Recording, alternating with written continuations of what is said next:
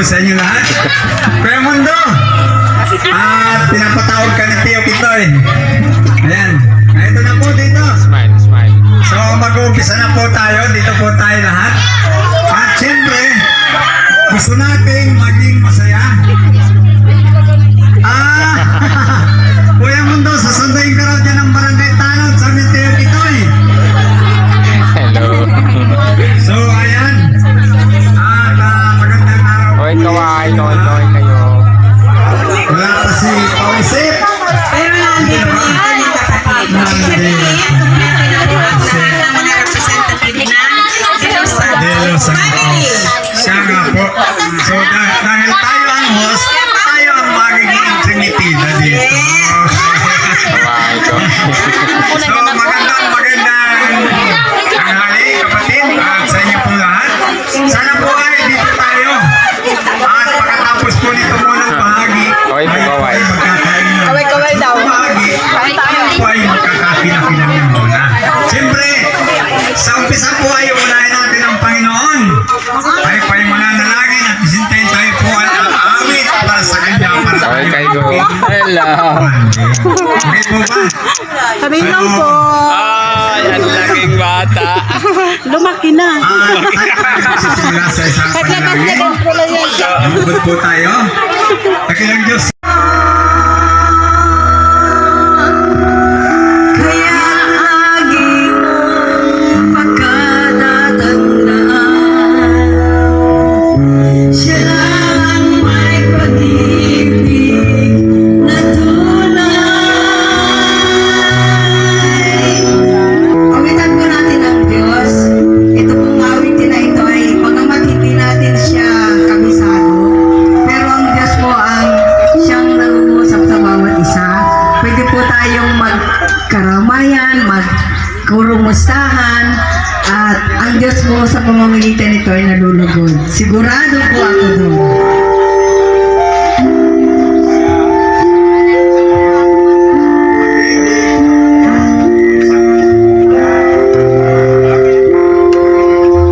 Okay.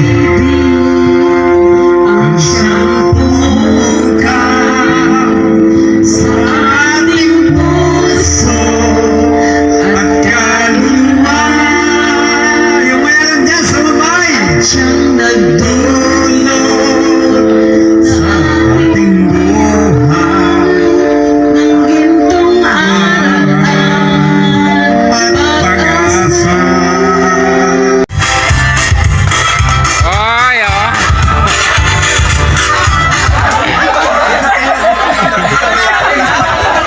Ang narito lamang pong kasama ko ay ang aking asawa. Kami po ay binila naman po, may manugang po ako, binilang po kami ng baro.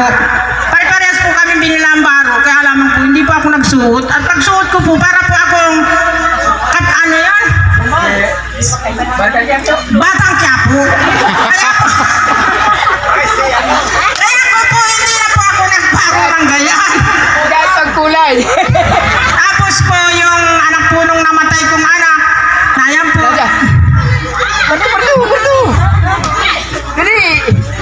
Yan po ang pinakagwapo ko pong kapalit po nung anak kong namatay. At saka po ang kasama ko lamang po dito Yung isa pong anak na. ay yung pong aking uni kay Iha.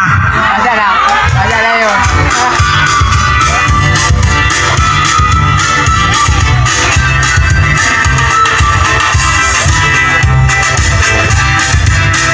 Yan lamang po. Wala na po. Ito na lang po ang ating anak. Nagtipid-tipid po kami at hindi po namin kayang paralin. Salamat po at maraming salamat. Narating po sa kahit sa hindi ko ka mag-anakan. Magandang tanghali. Sa ngayon po ay ano ba kang sasabihin ko? Papakilala mo, tatawag. Papakilala pa ako. Pinakilala na. Yung mga kasama niyo po. Katulad din yata po nung dati ay pinapakilala ang mga kanyang mga palahi. Ay ang palahi ko yata po ay parang ano ba ito? Ang marami siyang magprepremyo.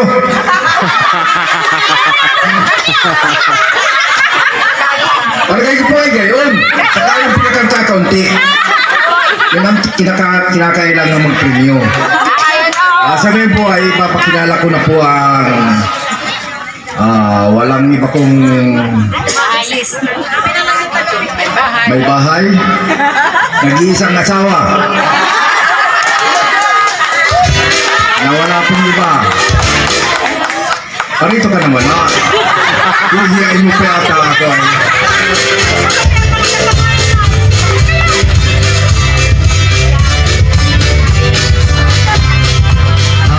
Mga coding po dyan. Ano baga kanina baga sinabi yung mga wala? Sinabi yung mga wala, sinabi yung mga nayan. Ay, Yung mga kung nayan ganyan po mga ba? po, pagtawanin po ninyo at talagang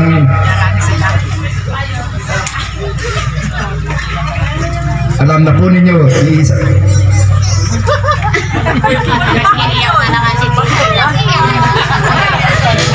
Huwag na po nating bigkasin yung mga nasa malayo at nasa malang ang loob ko. Alam rin po ninyo na nasa malayo talaga. Kaya, pinalagpong pong narito ang Sige po. tatawag ito. Isa yata po talaga yung anak dito na imesi. Nandiyan na po. Munti. Yan po ang munti na pinakamalaki namin. Maribel Salvacion. At narito rin po ang aking anak na bunso. Narito ka na. Sulo-sulo ka lamang at di ka pa nag-aasawa.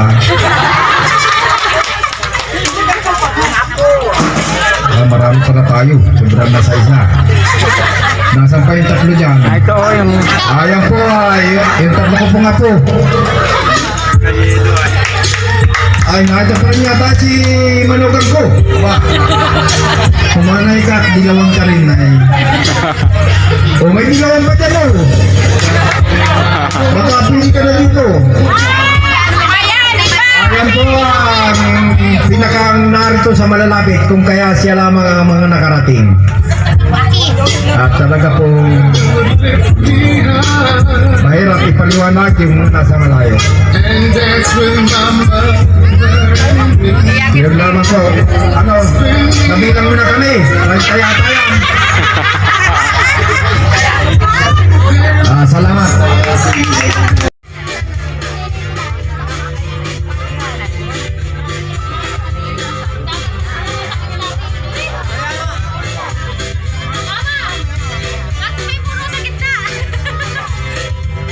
Bunsong kapatid, yung dalawa niyang anak na si Arian at si Raniel.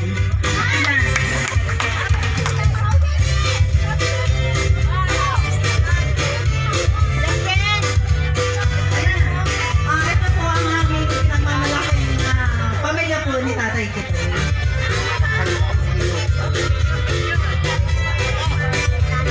Si Tiyo daw po masalita si Tiyo. Hindi masalita si Tiyo. Parang tapos sa yata. Di pa po. Nagpakilala ang mga pamilya. Kaya maraming salamat sa inyo.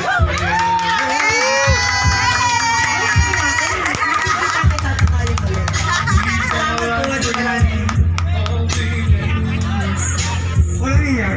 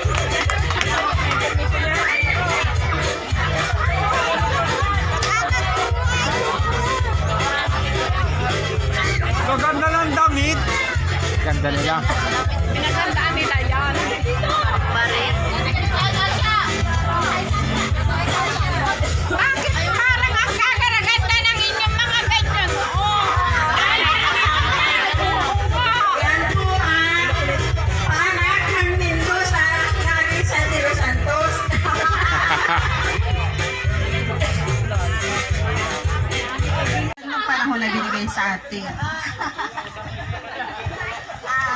Ako po ang pinakampanganay ni Nanay Luz at ako po ay may 3 anak.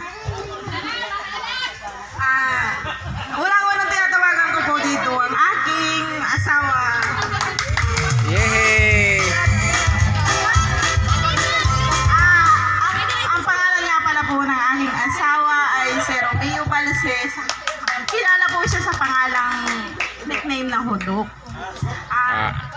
Ang panganay ko pong anak na si Romilyn at ang kanyang asawa na si Joseph. At saka ang kanyang anak. Nasaan si Janela? Janela, pagkaanak ko.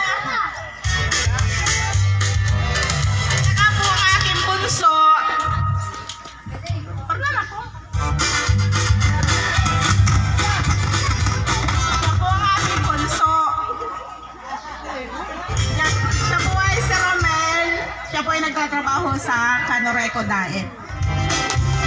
Tapos po, wala pa aming bunsong babae nasa Bulacan. Ang aking sunod na pong tatawagin ay ang aking kapatid Lidante at ikaw ang panganay dun sa tapos ang kanyang asawa ay si Angie. Tugtog daw. Yung anak ko, wala dito. Sama na para makakita na namin. Dami.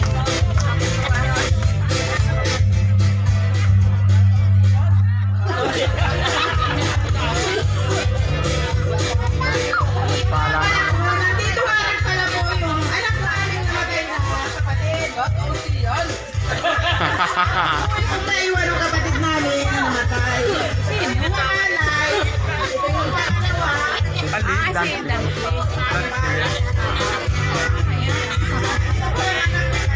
Isa. Ang sunod po ay si Putoy. Kotoy! Ano na dito? Kotoy! Ay, si Julin at si Julin. Yay!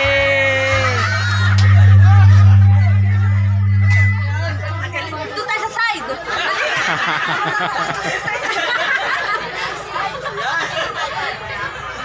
Sunod ay si Kambal. Kambal! Kambal